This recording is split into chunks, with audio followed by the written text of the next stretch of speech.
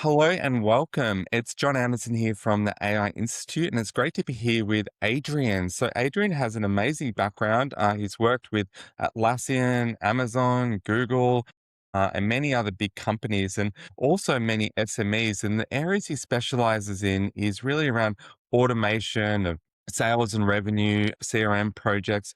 Really, just what can he do to help teams and organizations perform at their peak? And it's all about simplicity and what's the most direct path to results. So, Anthony, it's amazing to have you on the team and great to have you here with us today. I guess to get started, I'd like to hear about, your philosophy. What's some of the guiding principles that guide your actions when you're working with a business? Yeah, fantastic. Thank you very much for the very complimentary intro there, John, as well. Really appreciate it.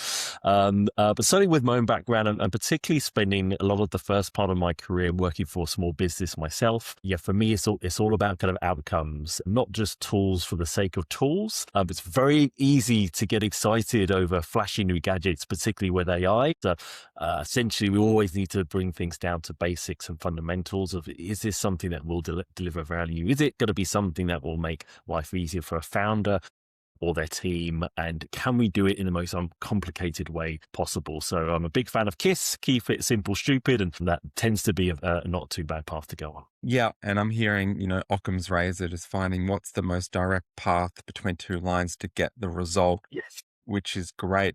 I'd love to hear about some of the business transformation projects that you're most proud of or that have had the biggest impact. Yeah, absolutely. But one that kind of is sort of fairly top of mind at the moment was a piece of work that I was doing for a chartered surveying firm, and they were sort of a brand new startup. Lots of experience between them, two very talented sort of founders, but they were at a point where they were just struggling to scale. They were doing all the work themselves, mostly on the fulfillment. And they had a list of sort of 400 contacts that they wanted to do something with, but just didn't have the skill set or capacity or the systems in order to really capitalize on what was a pretty, very useful, valuable asset that they were sitting on for many, many months. So I engaged with them to create, firstly, the foundations. And a lot of the things that we see with particularly small businesses is that they're scattered systems or not even any systems at all, perhaps very reliant on Google Sheets or Excel sheets and SharePoint file somewhere. And this was certainly the case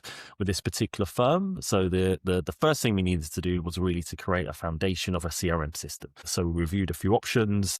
There were some budgetary constraints as well, but we decided on one that was pretty slick for their requirements, which gave us a kind of an automatable mechanism to then feed in these kind of 4,000 so leads that they had but weren't able to capitalize on.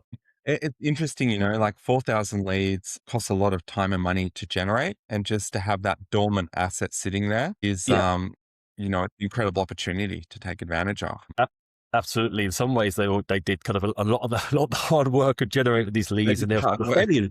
fairly enriched as well with direct email addresses and everything. And some of them were warm too, so they weren't completely unknown, which is another kind of head start.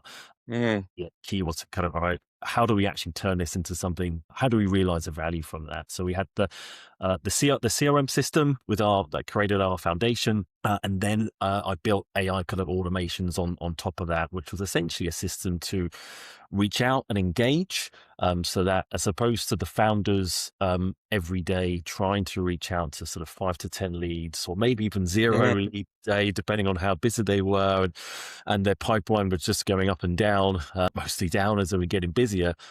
But instead, for them to come in every day and have meetings booked, and they were just having conversations with those leads and converting them without any of the grunt work prior to that. So it was an end-to-end system that Wow. did a couple of different parts to it. There was a enrichment, so where there wasn't an up-to-date email address, it would enrich with the correct email details. It would carry out research on that lead, which then fed into a kind of an email drafting system, also AI, that would create a personalized, hyper-personalized first liner with some context. Hey, just saw your latest LinkedIn post or whatever it may be. And then also sort of an autoresponder that would manage the responses and sort of funnel them through ultimately to an automated booking system as well.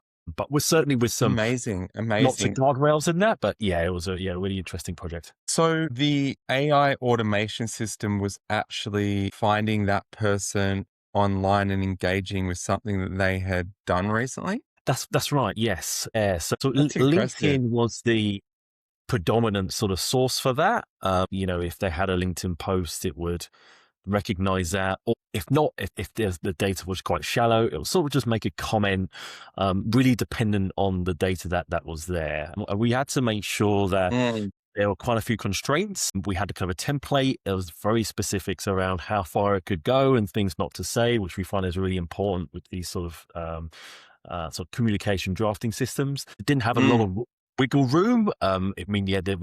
Which is a good thing because it meant that the messaging was fairly consistent and sort of in line with the kind of things everyone wanted to say mainly. I love that. And at what point did you pass it over to an appointment mechanism or a conversation with the actual founders? What was your sort of, okay, now's the time to get them over into a sales conversation? Yeah, so a lot of that was sort of fairly automated. If there was a piece that looked at the response, and if the response was an explicit, "Yep, this sounds interesting, want to have a chat," then there would be an automated sort of response to that with with a calendar link. The lead list was, because it was a warm list of known contacts, there was a fair amount of trust that, okay, if somebody responds from this list, we definitely want to be talking to anyway. So there wasn't much in Mm, the manual qualification, so to speak. But if there was any kind of ambiguity in the response, then that was sort of sat for kind of human. It was flagged, but it sat for sort of human review. So we didn't want it to over respond. Didn't want to give it too much access. But if it was something that was explicit, okay, they're definitely interested. Then yeah, we want to kind of follow them through to another automated step. I love that. And, if it was just leaving it up to the humans, the founders who are already very busy people, I'm sure, they might have got through, five a day, none the next day. Whereas Yeah. this way, you can get it all done and they can speak to the ones that are actually, potential prospects. So saving maybe, I don't know, 50 hours, 60 hours of doing it manually and actually Yeah. just getting to the bottom line, which is those ones that are actually open to doing some business. Do you remember roughly how many conversations were created out of this? Yeah. And by that, I mean the sales conversations with the founders? Yeah, in terms of, I could give you the reply. So the campaign ran across the course of about 4 to 6 weeks. So we Mm, wanted to make sure that we staggered, mainly for of course. deliverability reasons, but yes, staggered the outreach over that period. And then Mm, I think they had sort of around just under sort of 500 responses or so. Um, I incredible. know that their revenue had to um, increased by around about 100% off the back of that over the course of the next sort of 2 to 3 months with the deals that they were closing. So I think they were closing sort of generally a month, sort of one or two at that point that where they're at, and then that doubled to about sort of around about sort of four or five between them. They got pretty much twice as many kind of conversations that they were having, or twice as many bookings that they were having, which then also that was what we started to observe within about 6 to 8 weeks or so. It still started to creep up from there once subsequent reach out messages were sent and conversion rates started to kind of increase as well. Just incredible. I mean, what a huge success. And this was just a whole bunch of data that were just sitting on, not doing Yeah. anything weird. It's that whole acres of diamonds story, sitting on a gold mine, and how many other businesses are sitting on those sort of gold mines in their business that they're not doing anything with. And I must say, a very sophisticated and well thought through campaign. So well done. I take my hat off to you. Let's go on to the next case study. Is there another project recently that you've been particularly proud of or want to talk about? Yeah, absolutely. So, I suppose a similar type of challenge we're trying to solve for, well, this time around a HR consultancy, relatively small business, much more established, say, than the previous example. Been operating for about 3 or 4 years or so, and a lot of the business development work was done by the founder and their sort of operations assistant. And on the delivery piece, they had sort of 6 or 8 other kind of staff doing more of the fulfillment. But they had issues around just the time it takes to generate proposals. They're running about, I think, 10 proposals a month, involving work from the founder as well as the operations assistant. and probably take, sort of 3 or 4 hours, split across two people's time. And it would take often maybe a Mm, few days, if not over a week, to actually kind of get a proposal over the line. And this was starting to cause problems as there was accuracies and proposals started to creep in. Both the founder and the assistant were starting to lose sleep, or working very heavily into the evenings, and they just weren't able to kind of scale at the pace they wanted to, because they were just sort of bogged down with proposals, and then not enough of delivery of generating new leads so they could do more proposals. So they were kind of stuck at this point of mm, just maintaining this level of new revenue that they could get through, whilst also being just burnt out in the process too. big bottleneck. It was, yes, but one that could be solved in a fairly straightforward manner with AI. So one of the things that we did, or I did, was to build a proposal generator, getting that time down from about 3 hours to about sort of 20 minutes, half an hour per proposal, but significantly decreasing the time and just the headspace and cognitive load that's required to put these together. And for a bit of context, there's discovery data, but there were probably other bits of information, typically sitting in maybe 3 or 4 different places, from Google Drives, Dropbox, and SharePoint. So it was kind of consolidating all the information that was there, and pretty much a click of a button, be able to actually generated the proposal, first draft, in under 2 minutes. And then you've got an extra 20 minutes for checks. And that really allowed significant of their sales process. So not only no longer were they taking days potentially to send a proposal, proposals were sent almost within half an hour of maybe a discovery call or a conversation. They were more consistent. The branding, the wording was more consistent, which increased the conversion rates. The clients were just very happy with the proposals and the speed with which they were being sent over. So mainly just the capacity they got back. So they're actually able to spend more time. The founders had more time to do business development. The operations person's role was elevated to do more of that as well. And they actually hired another person to help with the fulfillment, because they were now significantly busier as well. Yeah, I love that. It sounds like it was 5 times quicker, in terms of amount of Yes. time spent, Yes. thereabouts. And what Yeah. I love about it is, there's plenty of marketing studies around the speed of follow-up increasing conversion rate. Like, the quicker you get onto a lead with the next step, the better the conversion rate is. So even if it was just the same quality Yeah. of proposal, and it sounds like it might even have been better, it would still convert better. But it sounds like it was quicker, only 30 minutes. So a lot less friction there, a lot more consistent, and they could just get it out straight away. So yeah, I'm not surprised the conversion rate improved. And what a difference to their life. I mean, that's 30 hours. It's almost a whole week's worth of work a Yeah. month that Yeah. turn into a day's work. So just incredible. Yeah, absolutely. It was a kind of immediate. The operations person was a contractor, so there's some immediate savings on time. But then they're able to sort of reallocate that time to high level tasks, and the same for the founder as well, without getting too bogged down. So yeah, everyone was Yeah, elevated. reaching out to new business.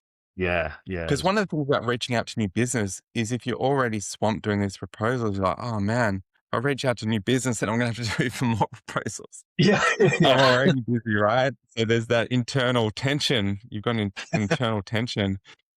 So what a breakthrough. Well done. Well done. And I'm not sure if this has been measured, but it would be interesting if there was a measurement of around conversion rate with the new proposal system. Not every company measures this, but it sounds like it was a great result. yeah. That's right. They weren't sort of formally measuring it, because they didn't really have they weren't measuring a baseline. Something that we are sort of looking Mm. to implement is that, how do we actually sort of track this a little bit more? But kind of anecdotally, it was, oh wow, this proposal I now sent half an hour of my conversation suddenly got a quick response that was positive, which they'd never really experienced before.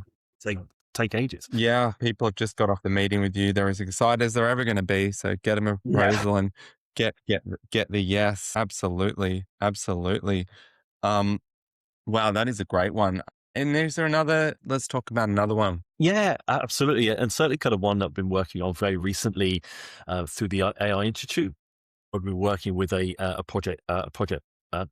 property management firm. where we've introduced an SOP chatbot. And so one of the things that they were kind of struggling with, there's a lot of change going on in the business. Certainly some maturity with systems, but there's quite frequent turnover of staff, and a heavy Mm, dependence on the GM to train those staff as well. So the GMs own role, go out, find new business. There's some operational responsibilities as well, but a lot of the focus for her was really going to be revenue generating, building those relationships, and bringing new business in.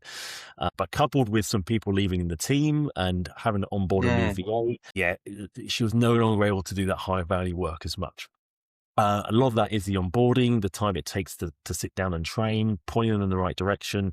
They had systems, but there's some complexity around where different things live, and it can be quite difficult to sort of really know how to get the information you need to get beyond calling in the GM, which often isn't practical if they're not in the office or somewhere else in a meeting. And so we really wanted to kind of protect her time and get her time back, whilst also creating a good experience for the new VA as well during their onboarding. So worked with them to create a SOP chatbot, and that was grounded in, we had kind of 6 SOP documents around, new lease, what the new lease process is, what the checklist for that is, how do we manage renewals, all these sort of things.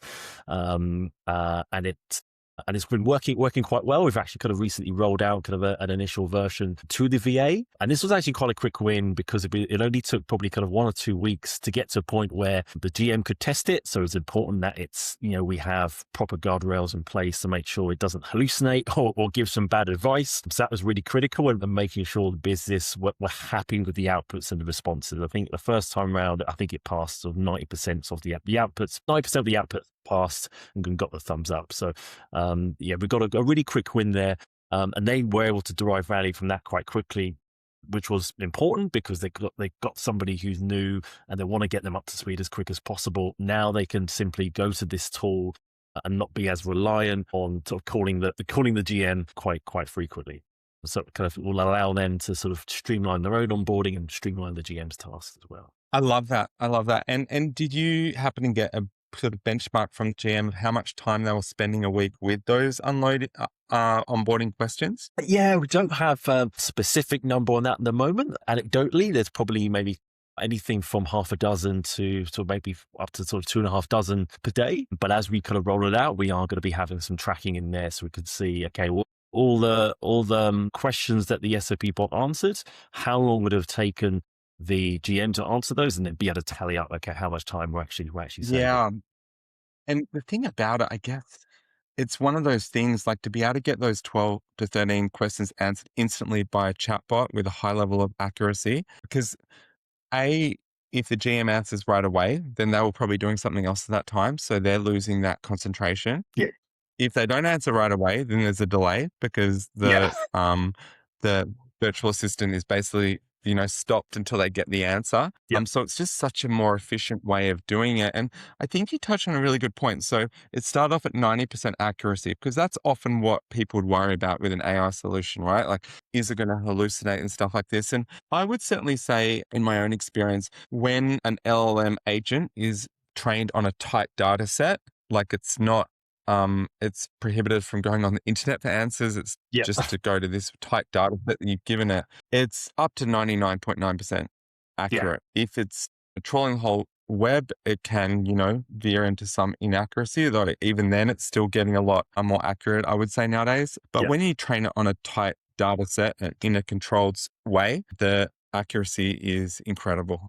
Yeah. Yeah. Exactly. And something that people often don't experience with both their average consumer experience using ChatGPT hallucinates, where actually if you train it or give it the right instructions a very particular way, as you say, those hallucinations go down significantly. You could really ground it. I think a lot of the feedback, well, it wasn't so much around that sort of 10% sort of gap, was actually kind of more around I suppose subjective things like tone or the length of the message, rather than kind of inaccuracy. Actually, it probably just wasn't framed in the right way. And so that's something incorporated in the next version, and making sure there are And we boundaries so Do you that if mean it's like something. external? Like an external message that you might send a client, you wanted to get the tone right for the company, or even the tone right communicating with internal staff? Yeah, even the tone right to internal staff, and just making sure that the outputs were, I suppose, easily consumed by somebody who's sort of relatively new to the business as well. And having Got it. escalations for anything that's ambiguous or sensitive, where, oh, okay, if you're asking about maybe kind of a health and safety issue, say, where it's not completely clear in the SOPs, and yeah, that's something that should be, the recommendation is to call the GM in that instance. So still having kind of human in the Mm. loop where appropriate. That makes a lot of sense because I guess particularly in property management where you're dealing with clients who it's basically their home, right? Then you need to have situations where it is escalated. So, and I guess that's where the real thought of design comes into these sort of things like what are the red flags that mean you do prompt it to go to the GM, because the GM should be involved with it. Yeah, exactly. And that could, I think we got the balance right there. We'll be able to answer most of the day to day, but yeah, still having a backup option if it wasn't able to deliver, because not everything was within its scope, which is completely fine. Amazing, amazing. All right. Well, thank you so much, Adrian. Is there anything you sort of want to share or anything else you want to say just to finish up? Yeah, thank you. Well, shit, put me on spot there with that one. Yeah. Great to be at the AI Institute. Not sure how relevant that is, but Yeah. What I guess what are you both excited about for the future with AI? Like when you look at what is possible for you working on clients' businesses, what because like about a month ago, maybe 2 months ago, Nano Banana, whatever it's called, I probably pronounced it wrong. The breakthrough was all of a sudden you could do graphic designer level book yeah, covers and things like that, and logos that just with simple prompting that you couldn't do before, yeah. which I thought was pretty exciting. What sort of breakthroughs do you see that are present now or maybe coming in the next few weeks that you see, wow, I can't wait to be able to use that in a client's business? Yeah, absolutely. Nano Banana, video generation, the rate at which we could now create, very, very realistic, or not even necessarily realistic, but just very relevant images and video through sheer prompting, something that didn't really exist a year ago. I personal though, I actually kind of recently created a comic book for my son, which was pretty cool. Just actually using Nano Banana, but also using chat to sort of come up with some ideation. And that's actually a printed book. Should have had it here with me now, but I couldn't. I've couldn't. Really? Wow. I would love to see that. How old is your son? He's 10. Wow. And is that like obviously that's a fun project. With the book, were you trying to kind of get across learnings or just make it a really fun read for him? Like Yeah, the only reason I ask is because I had yeah. yeah, no, I was just saying, yeah, a bit, Sorry, go on. both really. When you're a parent, you often find, oh, I just want to be able to communicate this concept to him, but in a way it doesn't feel like I'm giving him a lecture or a science lesson. Of course. So I created this comic. He loves things like Dog Man and Bunny versus Monkey. So literally had a conversation with both Gemini and Chat around, hey, I want to create this book around these characters. These are the kind of things he likes, and then use Nano Banana to actually generate the actual image. I think there were like 28 pages in the end of kind of images, which it did spectacularly well. And I probably couldn't have done that so easily. Even 6 months ago. This is probably only about 3 months ago I did this. So yeah, the Just rate at which incredible. this kind of technology is accessible to consumers, as well as businesses, is really quite incredible. I think, and I think there's like vibe coding and the ability to build an app within minutes. So I think that's really interesting. How I think it's a really good opportunity for people who are now perhaps in full-time jobs or want to have a career change, want to do their own thing. I think there's so much technology that now enables them to do that very, very quickly. So I think it's lots of exciting economic opportunities for people looking to start their own businesses. I agree. I 100% agree. And what I hear in that comic book story is, we all remember the teachers that were able to make learning fun. And Yeah, that's really what I think you would want for your son, giving him the messages that you want in a fun ways. It's just awesome. And I think it's also a great example of like human and AI co-creating together. Like you had the vision, you had an idea of what you wanted, yeah. and you partner with AI to get it executed. So that's what it's all about.